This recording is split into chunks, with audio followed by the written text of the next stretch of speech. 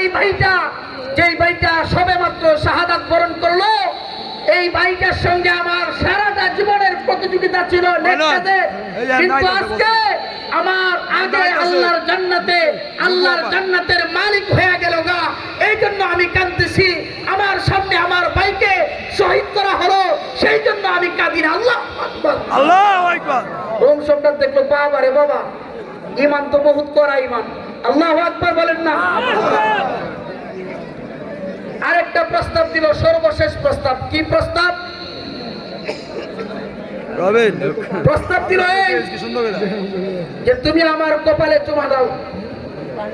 এই কথা না বলি, এই কথা না বলি, আমরা বিশৃঙ্খলা চুপচাপ কাজ করি, কথা না বলি। তো রোম সম্রাট প্রস্তাব দিল, আব্দুল্লাহ তোমাকে মুক্তি দিয়ে দিব, তোমাকে ছেড়ে দিব, সর্বশেষ শর্ত তুমি যদি মেনে নাও। কি শর্ত বাদশা? সর্বশেষ শর্ত হলো তুমি আমার কপালে চুমা দিবা। কার কপালে? কথা কয় না। রোম সম্রাটের কপালে কি করবা? এখন বাবার পায়ে বাবার কপালে চুমা দেয় কি দেয় না? আরে কথা কয় না। বাবার পায়ে সেজদা দেয় কি দেয় না? মাজারের সামনে সর্বাত্মক চক্রান্ত করা হয়েছে, জোরে বলেন ঠিক কিনা? যারা যুগে যুগে যেইভাবে চক্রান্ত করেছে, চক্রান্তের প্রতিবাদ আল্লাহ রাব্বুল আলামিন ছোট ছোট নাবালক শিশুর মাধ্যমে আল্লাহ দিয়েছেন, জোরে বলেন ঠিক কিনা? আব্রাহা বাদশা বাইতুল্লাহ দখলের জন্য আসছিল, আসে নাই? জোরে বলেন ঠিক কিনা? আর আওয়াজ করে বলেন আসছিল কিনা? হস্তি বাহিনী নিয়ে আল্লাহর ঘর বাইতুল্লাহ দখল করবে, সেই জন্য আসছিল।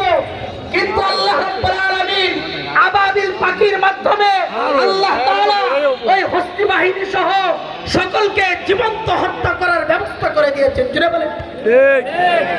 এই জন্য মনে রাখতে হবে, কারো উপর জুলুম করা যাবে না। আরো আওয়াজ করে বলেন, জুলুম করা যাবে না। আজ-জুলমু যুলমাতু ইয়াউমাল কিয়ামা, জুলুম কিয়ামতের দিন ঘোর অন্ধকারে পতিত হবে।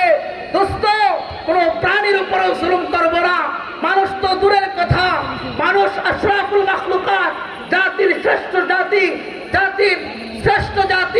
শ্রেষ্ঠ সৃষ্টি মানুষ।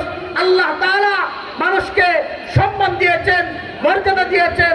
মানুষের ভিতরে যখন মনুষ্যত্ব হারায় ফেলে, তখন আল্লাহ বলেন এগুলো মানুষ না, এগুলো চতুষ্পদ জন্তুর চেয়ে আরো নিকৃষ্ট। কথা বলেন ঠিক কিনা? ولقد ذرأنا لجهنم كثيرا من الجن والإنس لهم قلوب لا يفقهون بها ولهم أعين لا يبصرون بها ولهم آذان لا يسمعون بها أولئك كالأنعام بل هم أضل أولئك هم الغافلون الله أكبر আল্লাহ বলেন, কিছু মানুষ, কিছু জিনের জন্য আমি জাহান্নাম তৈরি করে রেখেছি। তারা কারা? সকলে বসেন, শান্ত হয়ে বসে পড়েন, কোনো বিশৃঙ্খলা করবেন না। হযরত স্টেজে সরাসরি আসবেন। এই ডান দিক থেকে সকলে বসে পড়ি, তো কাজ করতেছে, আমরা আওয়াজ না করি। আল্লামা মামুনুল হক সাহেব যথা সময় স্টেজে আসবেন, বিশৃঙ্খলা না করি, আওয়াজ না করি। এমন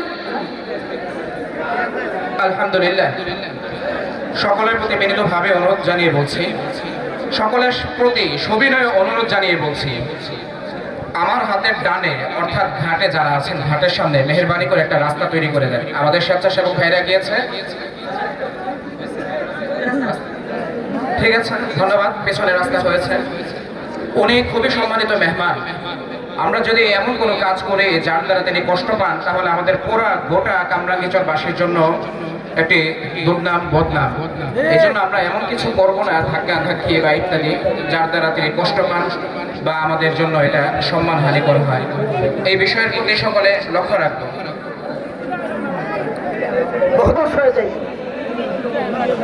সকলে একটু জিকির করি, লা ইলাহা ইল্লাল্লাহ, লা ইলাহা ইল্লাল্লাহ, লা ইলাহা ইল্লাল্লাহ, লা ইলাহা ইল্লাল্লাহ। লা ইলাহা ইল্লাল্লাহ।